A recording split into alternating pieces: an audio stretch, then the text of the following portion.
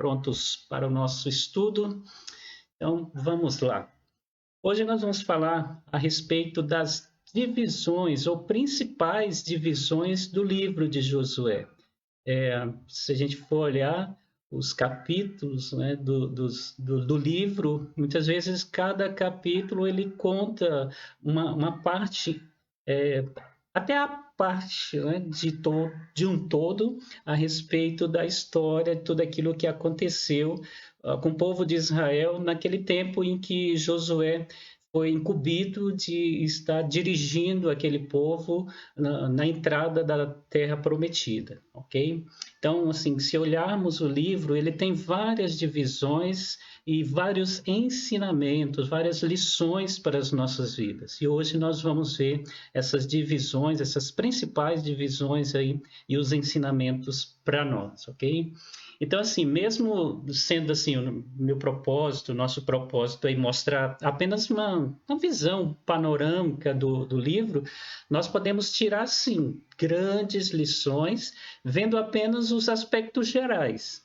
Como eu disse, posteriormente vamos estar vendo aí com o pastor André, de forma um pouco mais profunda, cada uma dessas partes. Por isso que os estudos vão demorar um bom tempo, porque vai ser um pouco mais profundo. Mas aqui é apenas uma visão. Mas mesmo olhando só essa visão, nós podemos tirar aí grandes lições para as nossas vidas. As três principais partes do livro se dividem como segue, tá? Nós vamos seguir agora aqui 3 pontos, que são realmente 3 divisões do livro de Josué. E vamos aprender muito com eles. O primeiro diz respeito à entrada na terra. A entrada na Terra Prometida. Os 5 primeiros capítulos têm uma sequência muito ordenada. Vamos lembrar aqui, recapitulando, que Moisés havia morrido, o povo estava do outro lado do Jordão e a Terra Prometida, né, estava à sua frente e eles precisavam agora entrar. Depois de ter peregrinado 40 anos no deserto, onde Deus moldou aquele povo, formou-os como uma nação, dando estatuto, dando juízos e dando mandamentos para que eles pudessem ser uma nação diferente. Então, esses 40 anos, por mais que eles sofreram ali, foi muito importante para mudar a cabeça da geração, que a geração anterior, infelizmente, morreu no deserto por haverem pecado contra o Senhor, e a nova geração, agora ela estava sendo ensinada.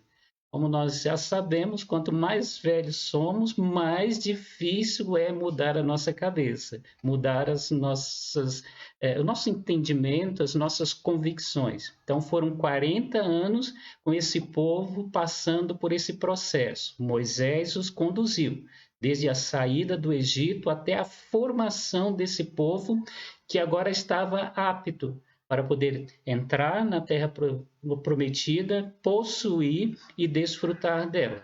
Agora Josué, depois da morte de Moisés, foi incumbido de agora entrar com esse povo na Terra Prometida. Então nós vemos aí a questão da entrada, e os 5 primeiros capítulos vai tratar justamente dessa entrada do povo. O que aconteceu nesse período aí de entrada? Então, olha só, o capítulo de número 1 fala da transferência da responsabilidade, ok? E aqui nós vemos o quê? A garantia da fé a Josué. A palavra de Deus nos diz para ele ser forte e corajoso. Se ele fosse forte e corajoso, o Senhor estaria com ele. Ele faria o povo herdar a terra prometida, né? E com certeza seriam abençoados. Então, há ali nesse primeiro capítulo uma lição muito especial, um ensinamento muito especial. Cada capítulo tem a sua história, mas também tem a sua lição relacionada à fé. No caso aqui, a fé havia sido garantida por Deus a, a Josué, né? Se ele permanecesse firme até o final, né? Então ele ia viver, ele ia romper baseado nessa fé, na fé no Deus que agora o estava comissionando para essa tarefa. Ele sucedeu e não substituiu Moisés, ninguém é substituível. Então, ele sucedeu Moisés com uma atividade, uma responsabilidade diferente daquela de Moisés. E ele precisaria continuar sabendo que Deus estaria com ele e que, por causa da fé fortalecida, garantida pelo Senhor, ele então seria vitorioso. A palavra de Deus nos diz, nesse primeiro capítulo também, que Deus diz que ele ia firmar, né, Josué no meio do povo, fazer o nome dele grande, confiável. E para isso Deus fez algumas coisas, para que o povo pudesse confiar e o próprio Josué pudesse confiar também na garantia que Deus tinha lhe dado de que pela fé ele seria totalmente vencedor. O capítulo de número 2, ele fala a respeito da espionagem em Jericó. Lembramos aqui que antes de entrar e tomar a posse da terra, Josué enviou 2 espias, que foi até a principal cidade, a mais fortificada, que era Jericó, para poder ter um conhecimento, né, ali do terreno, o que eles encontrariam pela frente. Isso não é falta de fé, muito pelo contrário. O que nós aprendemos aqui é a prudência da fé. Infelizmente, muitas pessoas acham que ter fé e agir em fé é dar um pulo no escuro, não sabendo o que tem lá do outro lado. A nossa fé, ela é realmente uma fé na certeza daquilo que nós vamos encontrar, daquilo que está preparado e aquilo que nós podemos usufruir.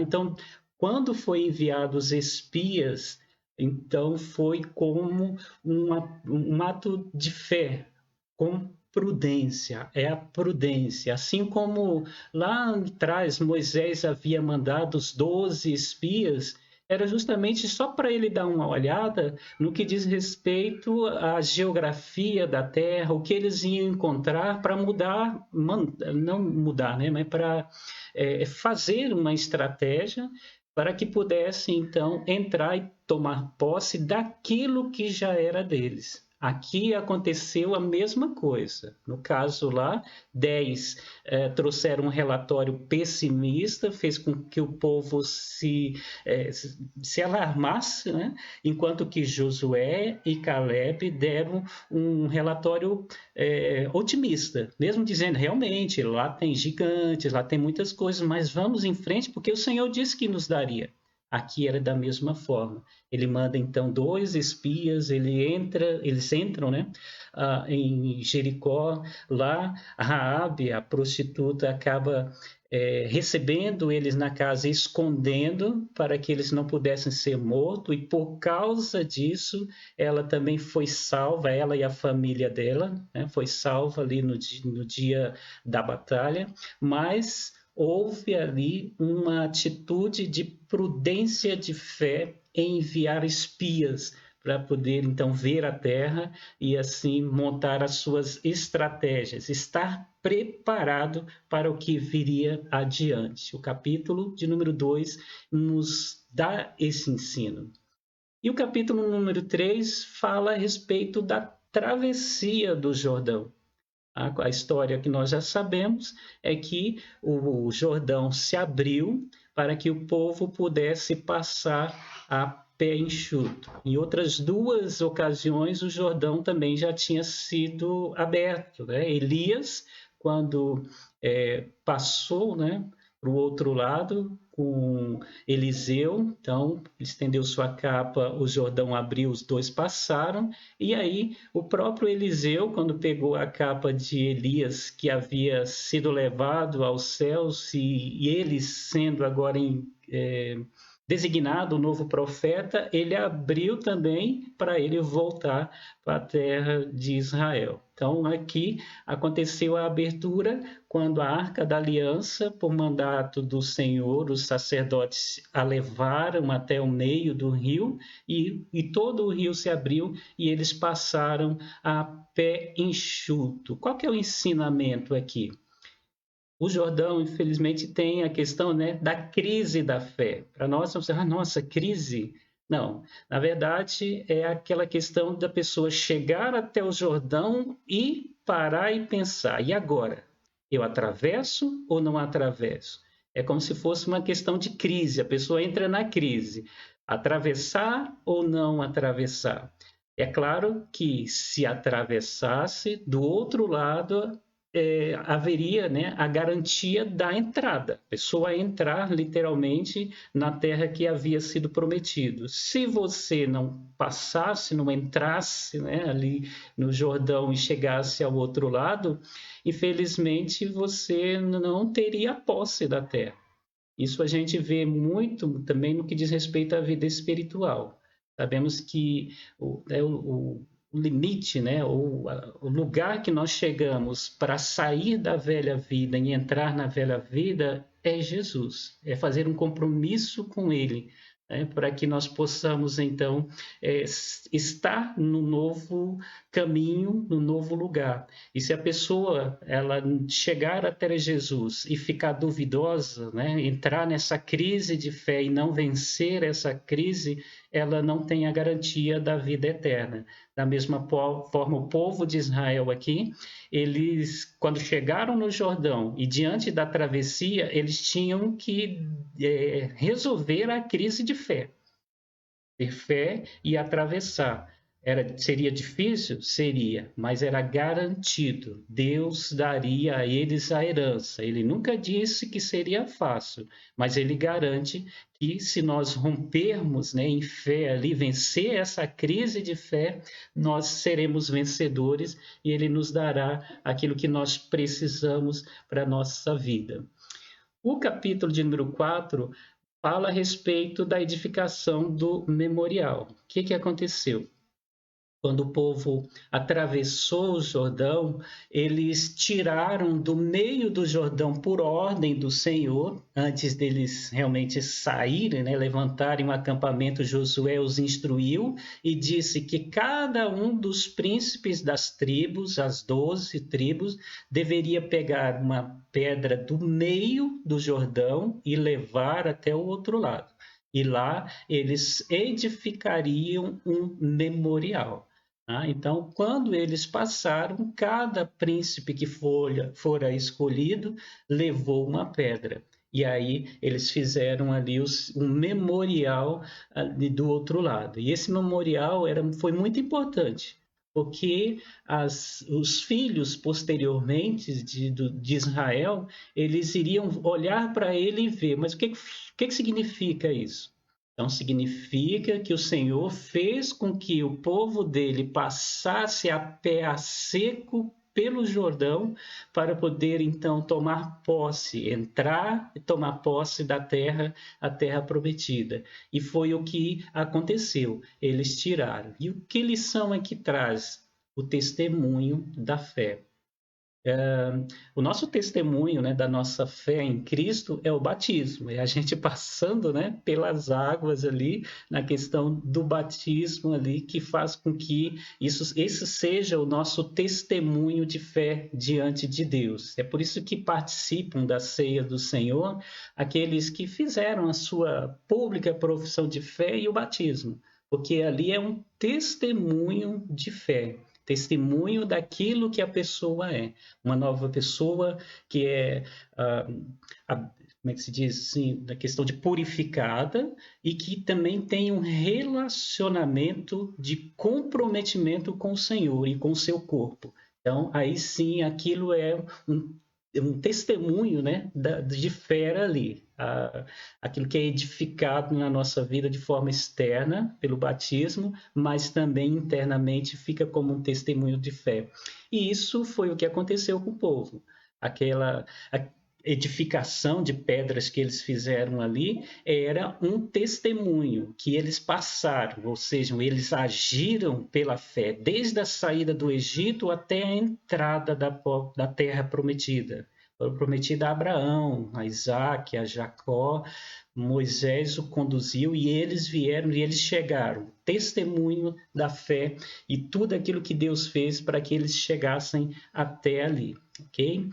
E o capítulo 5, ainda no que diz respeito à entrada na terra, fala sobre a ocupação de Gilgal, um lugar que era próximo até a Jericó, que era a cidade que eles deveriam lutar contra ela e ser o símbolo maior ali da sua vitória. Ou seja, uma vez que destruíam a Jericó, todos os povos iriam ver que aquele povo realmente era forte e estava disposto a tomar aquela terra que era terra prometida de Deus a eles. Essas nações é que vieram habitar nela, mas era terra já dada pelo Senhor ao seu povo. Então eles ocuparam, o povo passou, e aí aquele monte de gente ocupando uma região, e eles ficaram um bom tempo ali, né?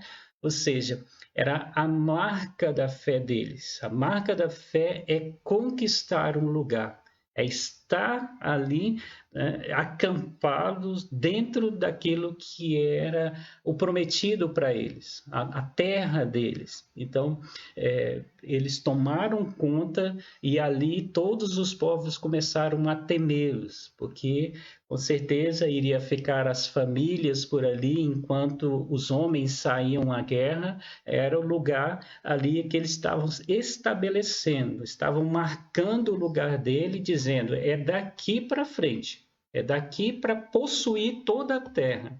E foi o que aconteceu. A marca da fé deles foi estabelecer um lugar para a sua segurança, a segurança dos familiares, a casa deles, e para dali sair lutando e vencendo, rompendo em fé, como diz a música, né? Rompendo ali em fé.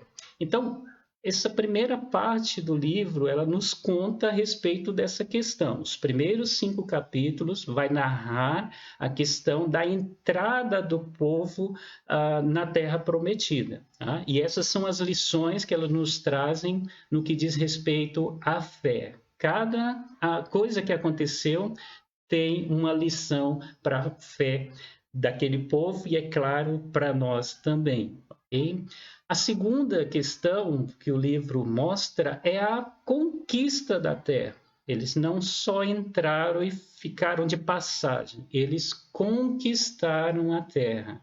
Eles tinham que fazer com que todos os povos fossem excluídos da presença deles para que eles tomassem posse da terra que era deles. Então, Israel estava agora no lugar da bênção, a parte para conquistar e vencer, na força do capitão invisível.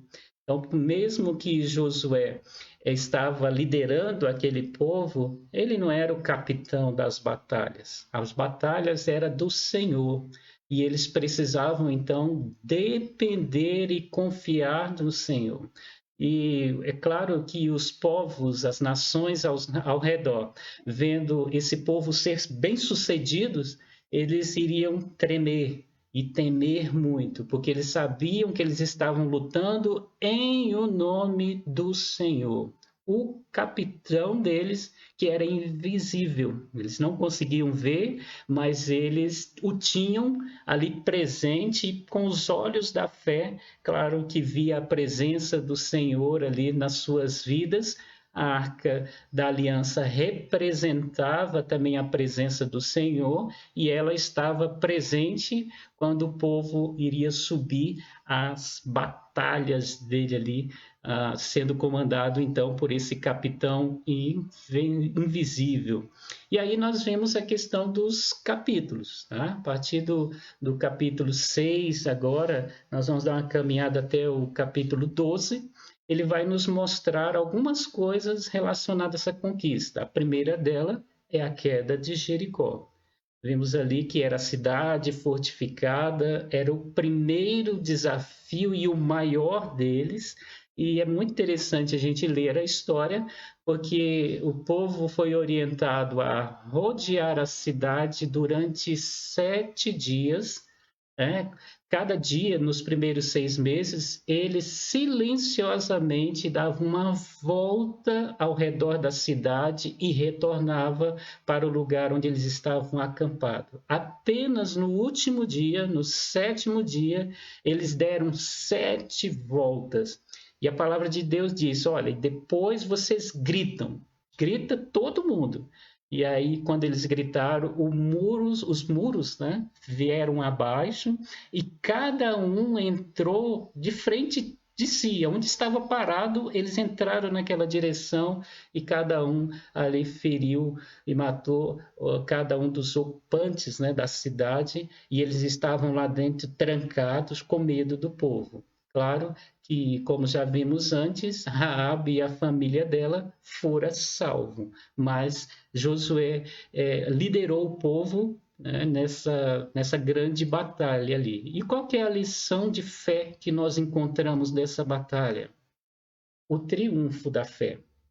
Porque foi o Senhor que os mandou, era uma cidade muito fortificada e eles foram obedientes e fizeram o que o Senhor falou.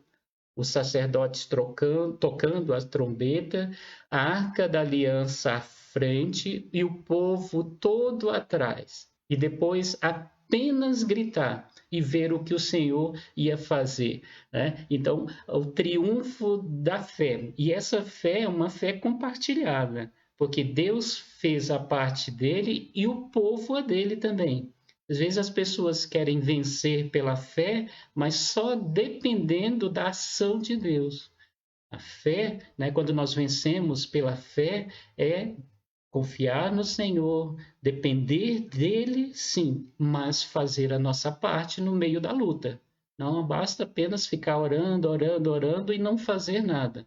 É preciso realmente fazer a nossa parte. Então, é preciso estar preparado. O povo levou cada um a sua espada. Os guerreiros ali, os homens, levaram as suas espadas, seus escudos e foram à luta.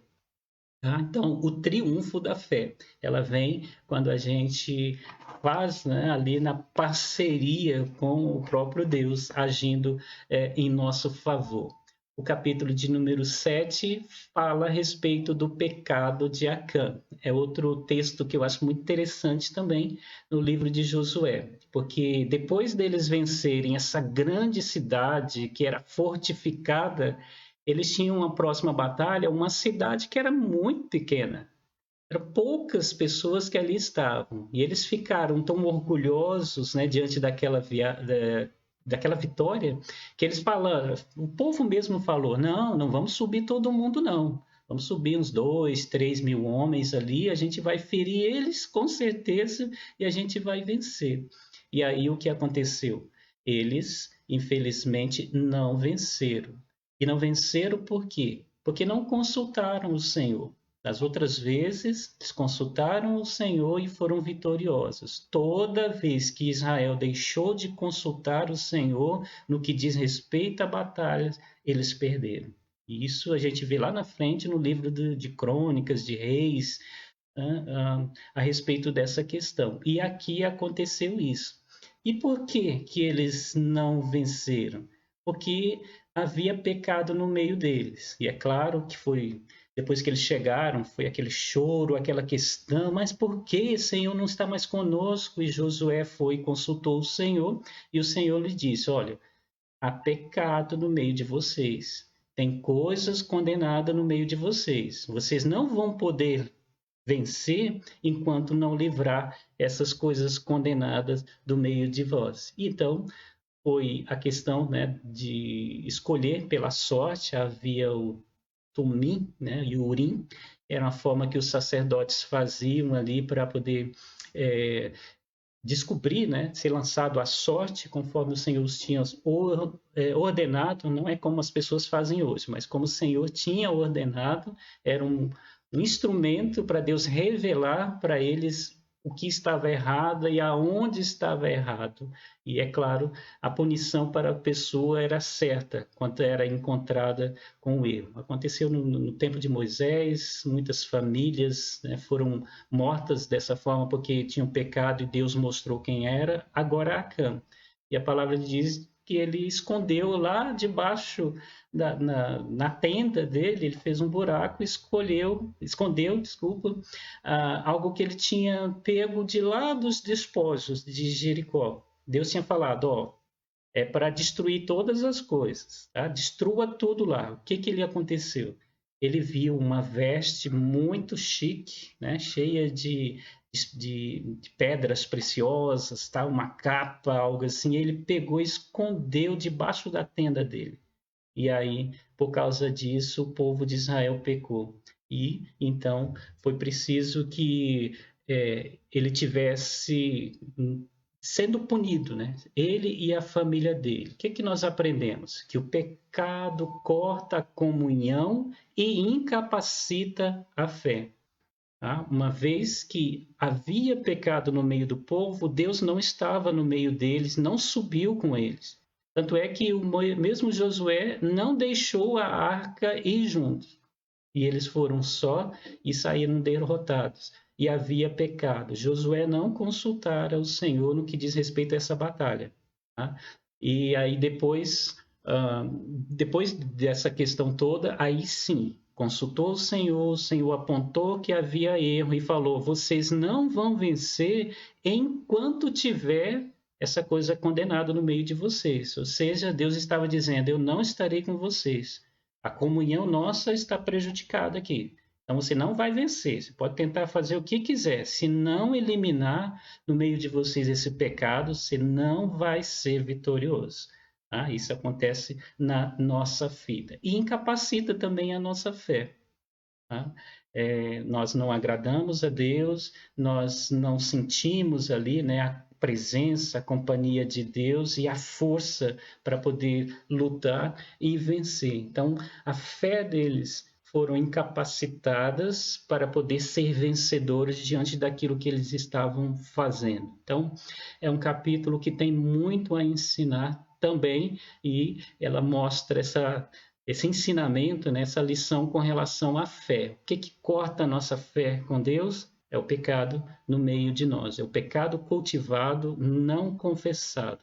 E ali, no caso, ele foi punido. Acã e a sua casa foi apedrejado e saiu do meio do povo de Israel, né? Foi eliminada do meio do povo de Israel e só depois é que eles subiram e venceram. E olha que não era 2, 3 mil homens. Deus falou: 32 mil homens subam a Ai e vocês vão ser vencedores. Então, às vezes o homem quer fazer a sua estratégia, né? Achando que é com pouca coisa que vai vencer aquilo que parece ser um obstáculo pequeno, quando o Senhor fala: não, vai com tudo.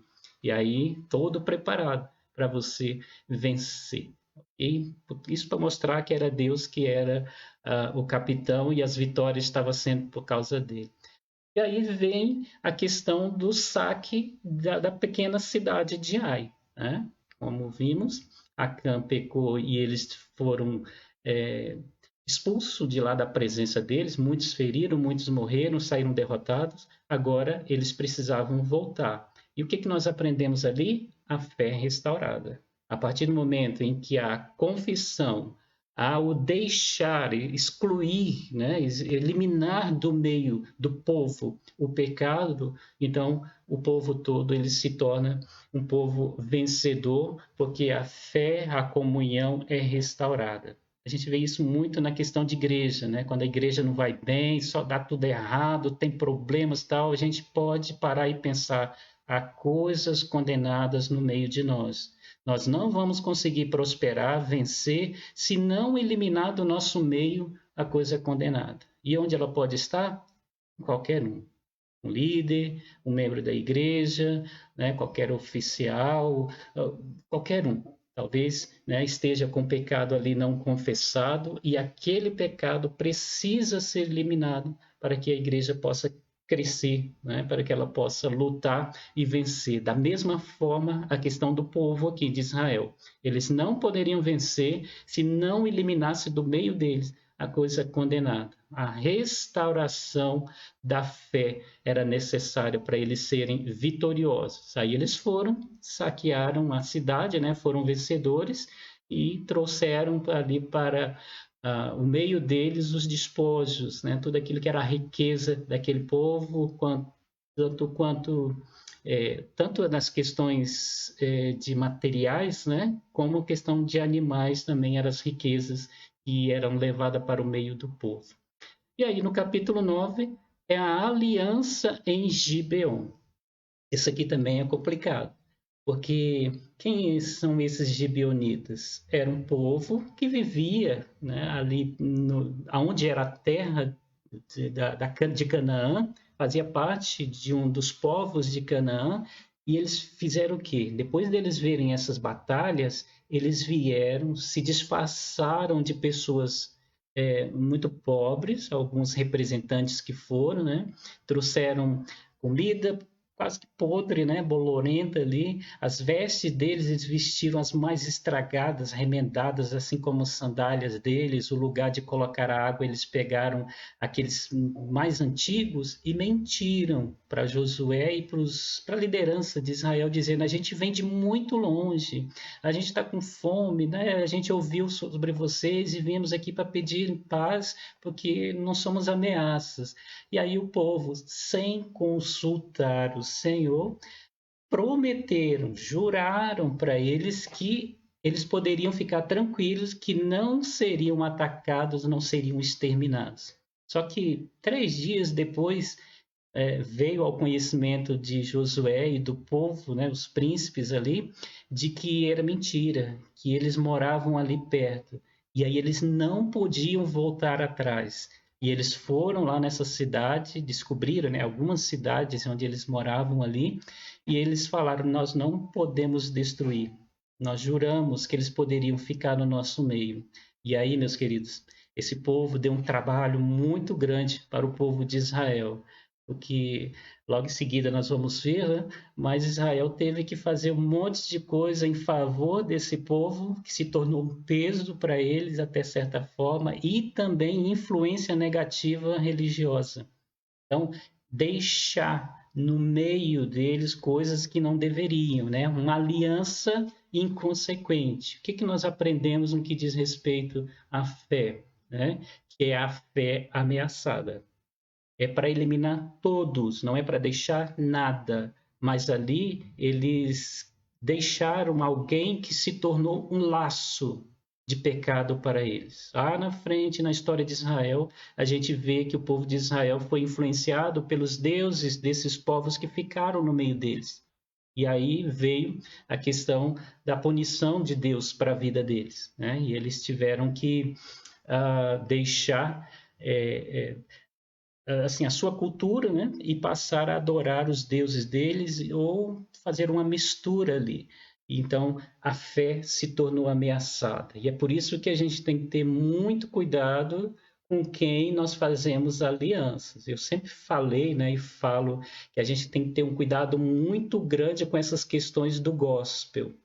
O gospel começou pela música, aí vem pela cultura, né, que está sendo um pouco mais gospel. Não, isso aqui é um forró gospel, né? Isso aqui é uma boate gospel e assim por diante. Daí vem os costumes, vem as confissões de fés gospels e assim a gente vai minando a nossa vida espiritual, né? E aí isso vai se tornando laços entre nós e o mundo. Então a fé é ameaçada. É preciso consultar o Senhor antes da gente estender a mão benigna para qualquer um que chega no nosso meio e que quer ser um como nós. Se a gente não investiga a vida deles, muitas vezes eles vão ser pedra de tropeço no nosso meio.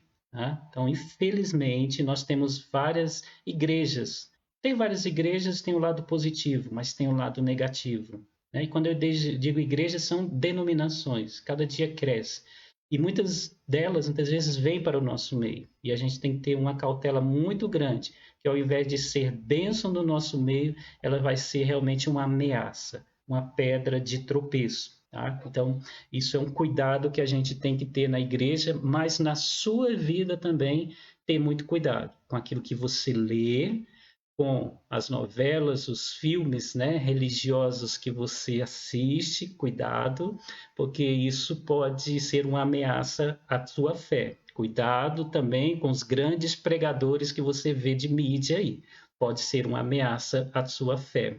Então, valorize os seus pastores, né, aqueles que cuidam de vocês, que está próximo de vocês, porque eles são responsáveis por vocês e têm seriedade em conduzir, né, cada um sabendo que ele vai responder diante de Deus. E é claro que ele vai querer levar sempre para pastos verdejantes. Ele usa o cajado e a vara, mas ele conduz para pastos verdejantes porque quer o melhor para cada um de nós, ok? Agora vemos a questão do capítulo de 10 a 12, que é a questão da expulsão de todos, entre aspas, né, os inimigos. Todos aqueles que eles partiram para cima para expulsar, eles expulsaram. Como eu disse, eles deixaram alguns. Eles falaram, tá bom, acho que já temos terreno suficiente para nós. E não expulsaram todos. Mas aqui, todos aqueles que eles lutaram e expulsaram, nós vemos aqui a questão, né, é narrada nesses capítulos, de 10 a 12, esses inimigos sendo expulsos. E entre esses inimigos, eu lembro aqui que o texto mostra para nós, capítulo 10, que os primeiros foram ali para socorrer o povo de Gibeá. Tá? Aqueles que haviam, Gibeon, né? Desculpa, aqueles que haviam feito essa aliança com o povo de Israel. Então, vieram contra eles 5 reis, e aí dos amonitas, né? E aí Josué teve que reunir todo o povo para socorrer eles. E aí venceu aqueles 5 reis ali numa grande batalha. Depois venceu outros 7, depois eu sei que ele venceu muitos daqueles que eram os inimigos. No capítulo de número 12, no versículo 8, ele diz, né, vou ler aqui rapidinho, mas diz assim, que os reis vencidos por Josué, aí ele coloca a saber, o que havia na região da montanhosa, nas planícies, na Arabá, né? Estou sem óculos aqui, fica difícil. Nas descidas das águas, nos desertos, no Negueb, onde estava o Eteu, o Amorreu, o Cananeu, o Ferezeu, o Eveu e o Jebuseu. Veja aqui que são esses povos, né? O Eteu, o Amorreu, o Cananeu, o Ferezeu, o Eveu e o Jebuseu. Então, foi guerra contra eles, né? E cada um desses tinha vários reis, né, em seus lugares ali que vinham, mas eles foram expulsos. Mas ficaram no meio deles vários outros, inclusive os filisteus, que deram um grande trabalho só na época de Davi e Salomão que eles foram derrotados, né? Então passou muito tempo ali esses filisteus dando trabalhos, inclusive para os juízes que vinham contra eles. Okay? E o que nós aprendemos aqui? A respeito da fé vitoriosa. Quando eles saíram com o Senhor sendo o seu líder, né? O seu general invisível, eles foram vitoriosos, porque eles saíram com fé, mesmo sabendo que eram 5 reis, né, ou 5 exércitos, 7 exércitos, eles foram, porque o Senhor falava para eles, vai, porque eu vou dar a vitória para vocês. Eu já os venci, eu já os confundi, e Deus fez muito isso, né?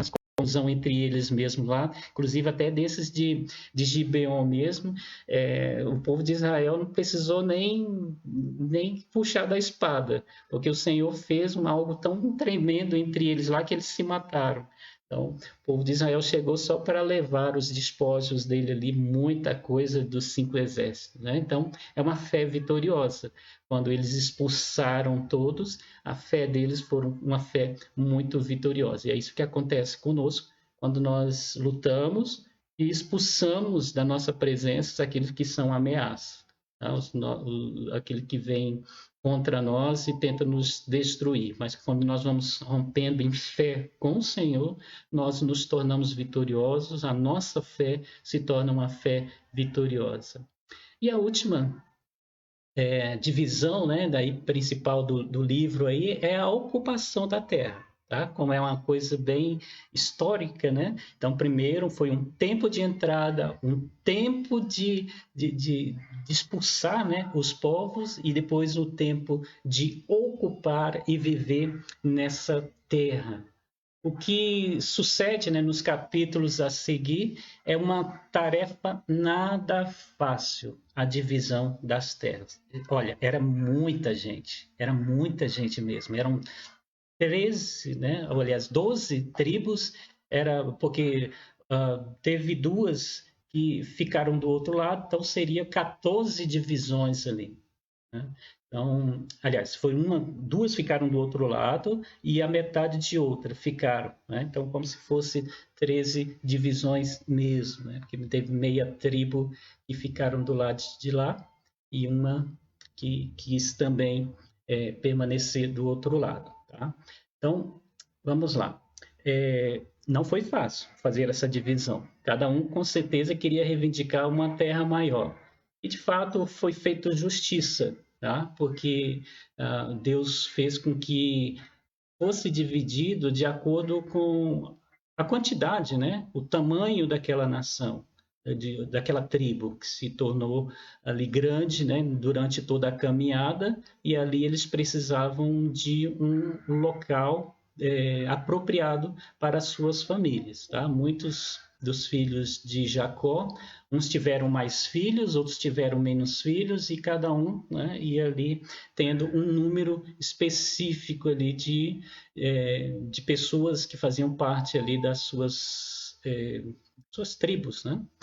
Então, olha só, isso exigiu tempo e orientação do Senhor, através da sorte, do urim, do tumim ali, né? Para que houvessem imparcialidade, tá? Então, houve ali a questão da divisão da terra. O povo teve que percorrer toda a terra e fazer um mapa da terra. Depois vieram até Josué, isso demorou tempo, né? Porque eles tinham que percorrer todos os limites, ver qual que eram as áreas, tal, para chegar e mostrar, fazer o mapa, tá aqui. Agora vamos dividir. Como é que nós vamos dividir aqui? Então, vamos para esse primeiro lugar. Quem vai caber aqui? Aí era para fulano de tal. Então, por isso que foi feito dessa forma. Ah, e dependendo também daquilo que era a cultura, né, o que eles desenvolviam na cultura deles, todos eles eram, maioria, né, pastores ali, mas outros tinham mais gados e outros tinham outro tipo de atividades. Cada um ficava numa região que era apropriada para si. Tá? Então não houve imparcialidade, mas demorou um pouquinho para que todas elas fossem divididas.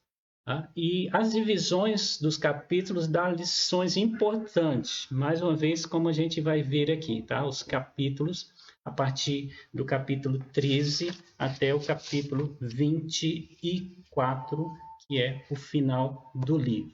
Então vamos lá.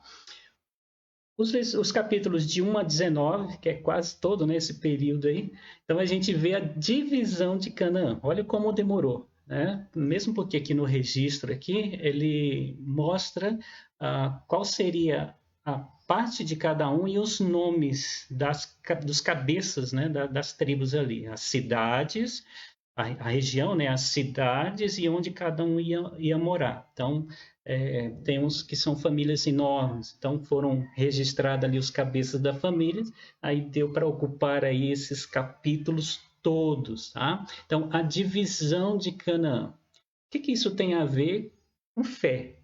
Dividir a terra ali, onde eles estavam. Todos estavam na terra prometida. Mas o que tem a ver essa divisão? Ela tem a ver com a fé recompensada. E aqui é interessante a gente observar, porque o povo de Israel, né, eles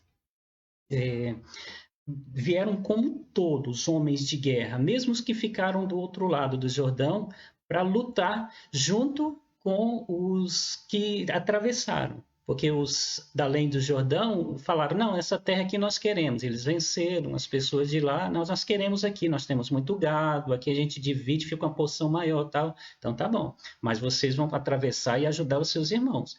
Enquanto não expulsar todos, vocês não voltam. Então tá bom. Então, eles já tinham a recompensa deles do outro lado, mas só que não podia usufruir como um todo porque estava ajudando o povo na guerra aqui, né? E os daqui também, mesmo que iam conquistando, eles moravam tipo, né, quase que aglomerado, né? Mas viviam ali nas cidades ali, mas sem saber qual que era a sua divisão. E então, agora, né, eles passam a ter posse da sua terra e a fé ali é recompensada, né? Lutaram, lutaram, agora tem o seu momento, o momento de usufruir na terra, né, diante daquilo que era o propósito de Deus para a vida deles. Vão para lá que vocês vão aproveitar. Mas, né, enquanto vocês não lutarem e tirarem fora todos os empecilhos, vai ser meio complicado.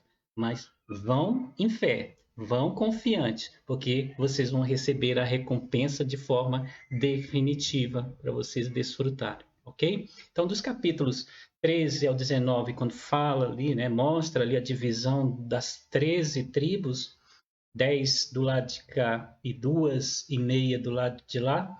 Então, a gente vê, né, as duas meia tribos e mais uma do lado de lá. Então, a gente vê realmente ali que houve a recompensa de cada um.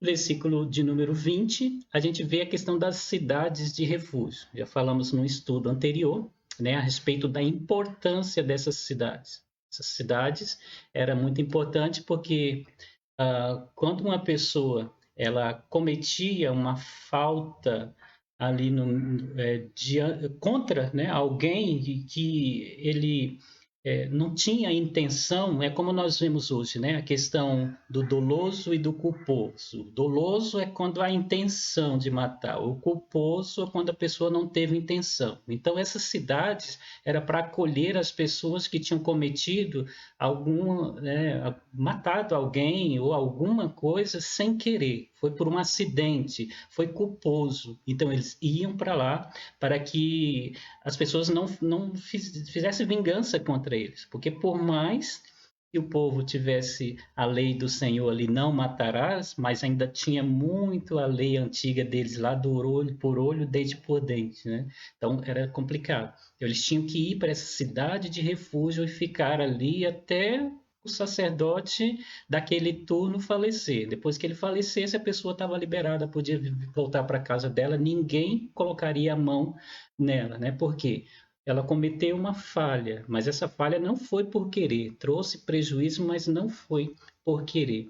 Okay? Então, essas cidades, 6 cidades de refúgios, elas eram muito importantes para o povo de Israel, né? Para que não fosse eliminado por causa de uma falha que ele mesmo não planejou, ok? E qual o ensinamento para nós aí? A fé protegida. A pessoa ela não fez por mal, mas por um acidente ela acabou derrubando uma árvore em cima de um companheiro ou, né, alguma coisa lá aconteceu que matou algum dos animais deles ou coisa semelhante. Então ele podia correr para lá porque ele não foi por querer, ok? Então a fé protegida ali contra a morte, né, daquela pessoa que havia sido passado por um momento de dificuldade em que trouxe prejuízo para a vida de outros. Então, o que nós podemos aprender dessa fé protegida? Erros não são pecados que nos desqualificam, né, para usufruir da nossa herança. É isso que queria significar para eles ali.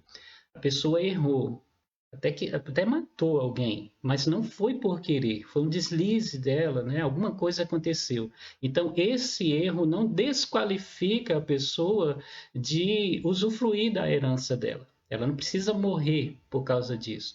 Da mesma forma que diz respeito a nós, né?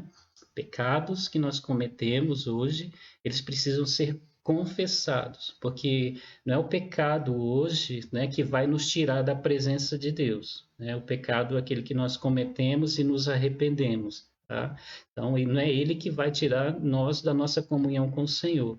Nós temos Jesus como nosso refúgio, é a nossa cidade de refúgio, né? Nos achegamos a ele e ele não vai morrer mais, tá? Mas ele já nos perdoa e já nos coloca de novo para viver no meio da nossa herança ali, tá bom? Nossa fé, ela é protegida. O pecado não pode destruir a nossa fé e a certeza de herdarmos a vida eterna. No entanto, a gente precisa correr logo para essa cidade de refúgio, até Jesus, confessar a Ele, Ele nos perdoa e a gente continua em condições, né, de viver ainda no meio do povo dele, no meio da terra aqui, espiritual, né? Vida cristã que ele nos deu para a gente estar desfrutando.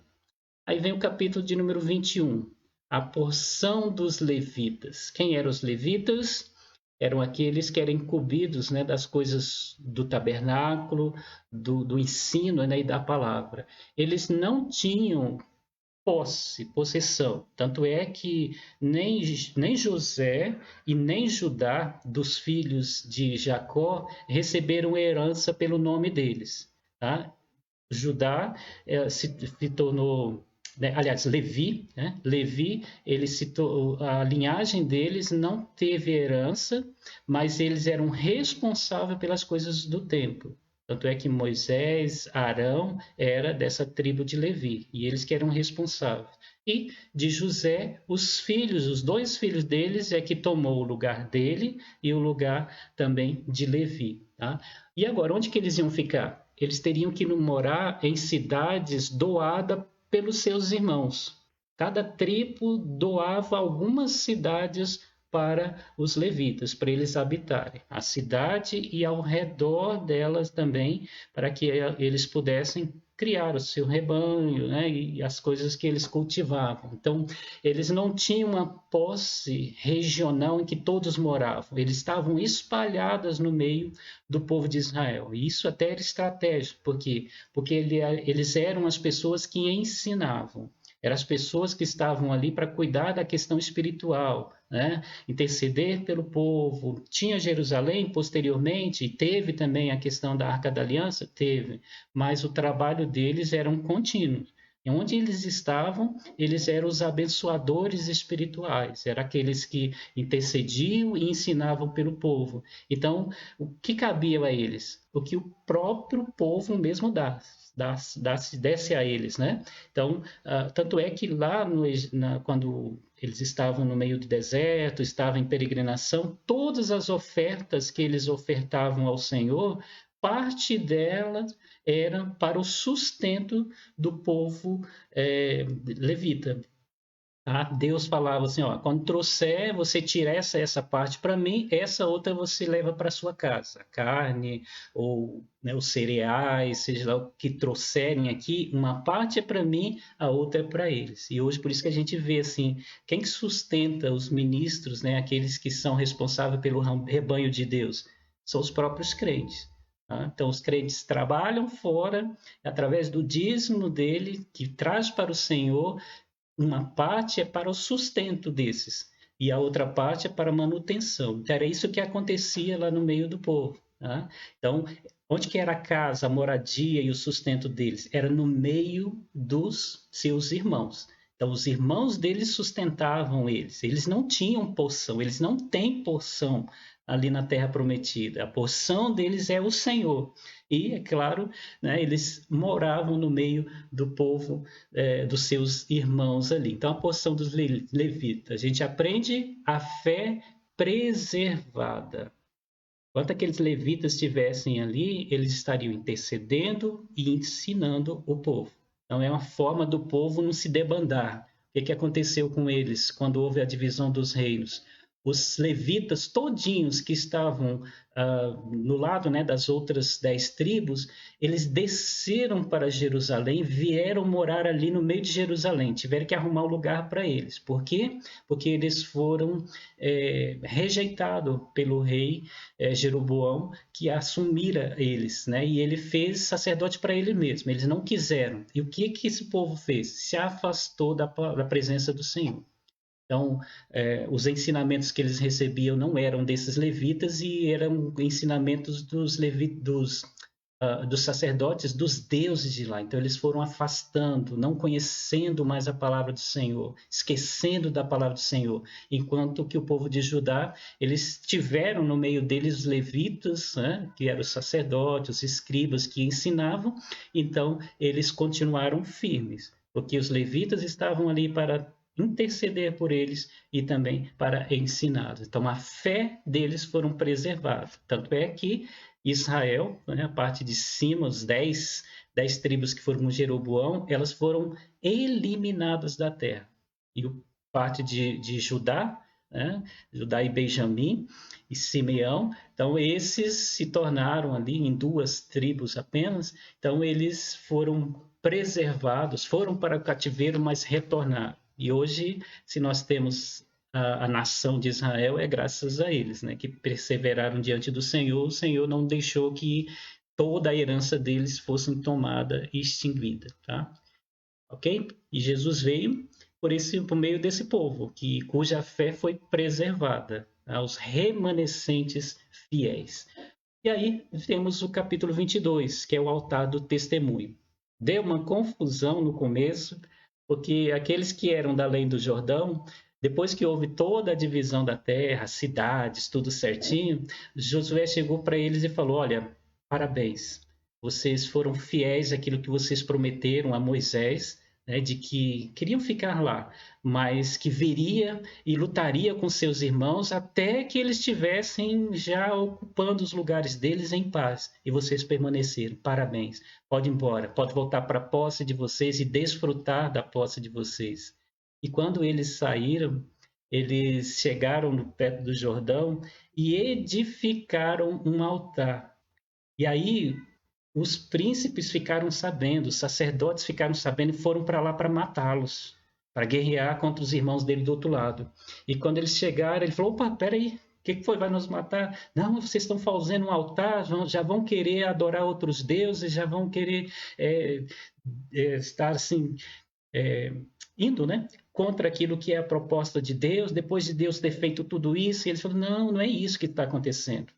Isso aqui é para servir como uma aliança entre nós. Nós estamos do outro lado, mas nós somos o mesmo povo. Isso aqui vai simbolizar realmente que nós estamos unidos pelo único Deus. Isso aqui não é um altar para sacrifício nem ofertas.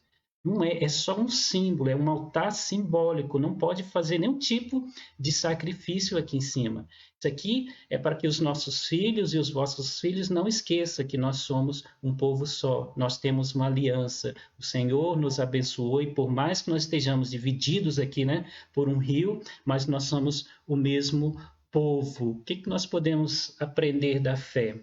É a fé unificada. Então não é só aqueles que estão do lado de cá que são, né, o povo de Deus, mas os que estão do lado de lá também, né, cuja herança Deus não tinha prometido, mas eles conquistaram, também faz parte do povo.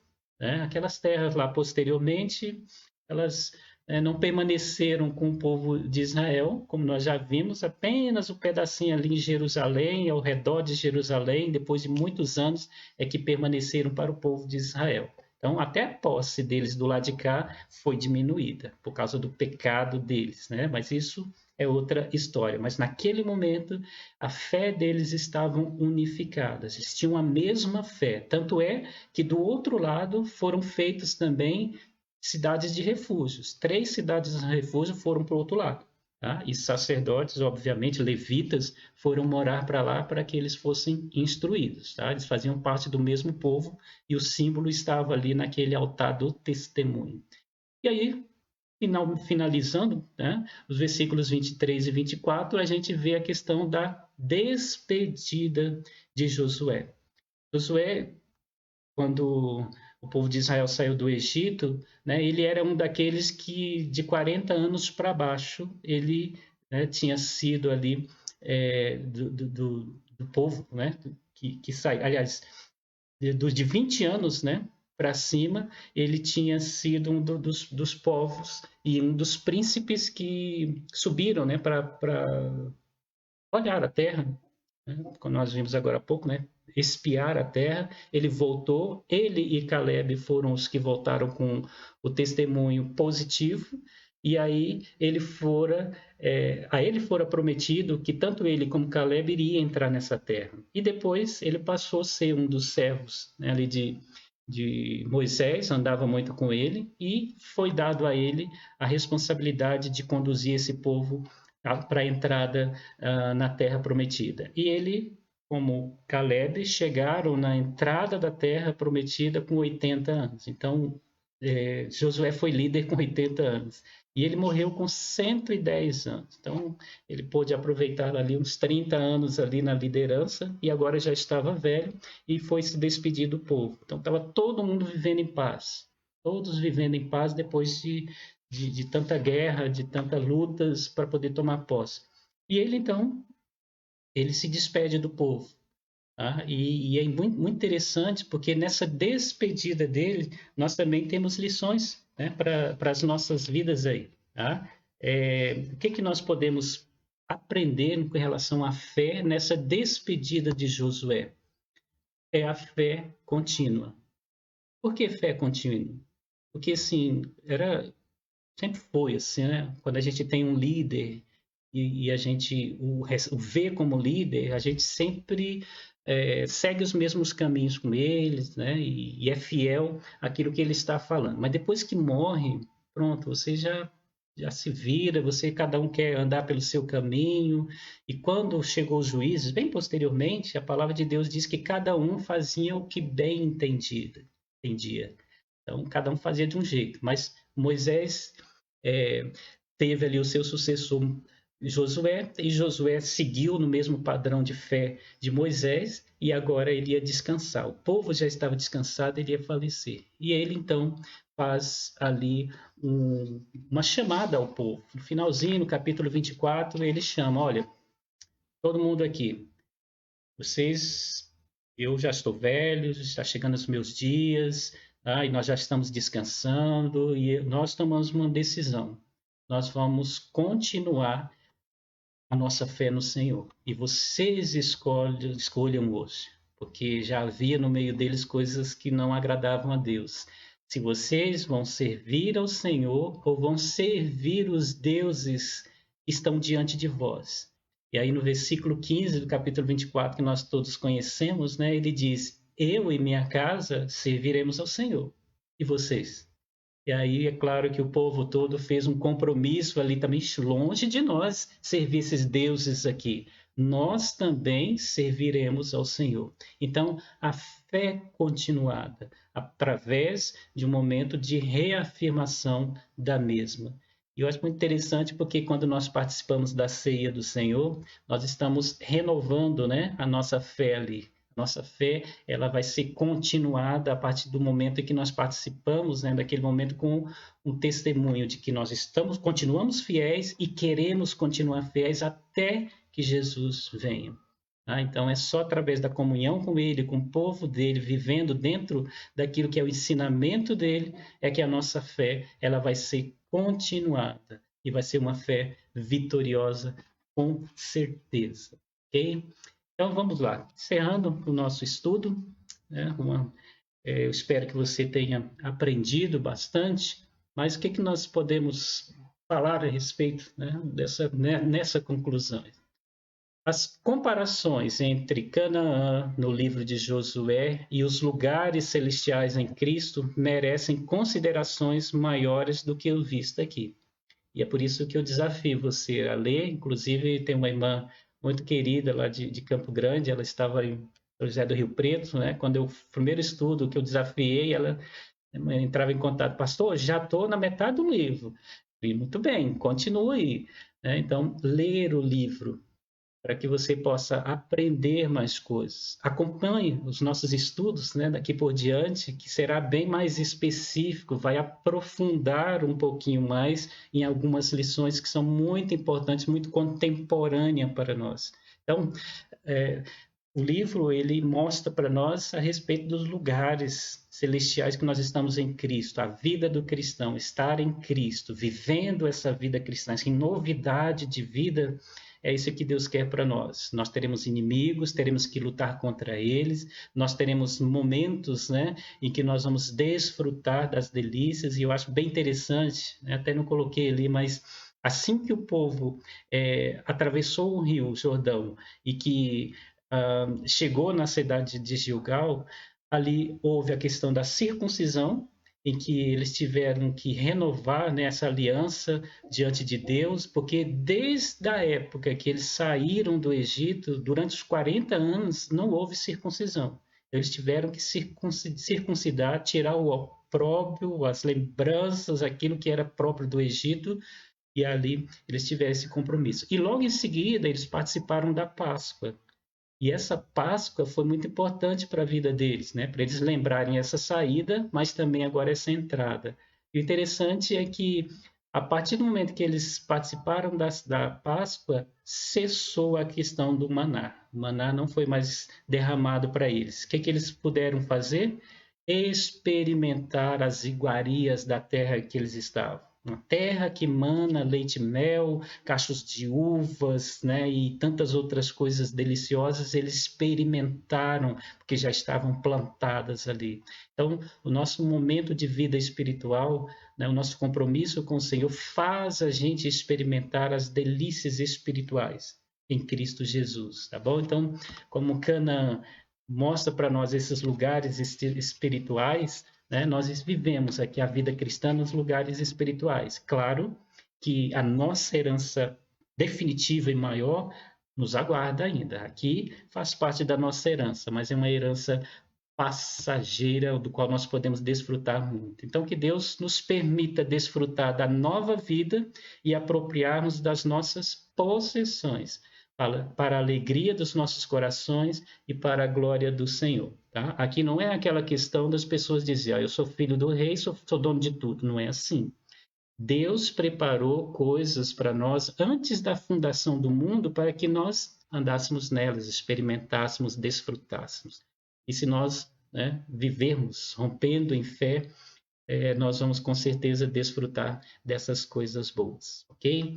Então, que Deus abençoe a sua vida, que você possa estar refletindo nessas palavras e que você possa, de fato, estar buscando, né, no Senhor esse aprendizado aí na sua vida.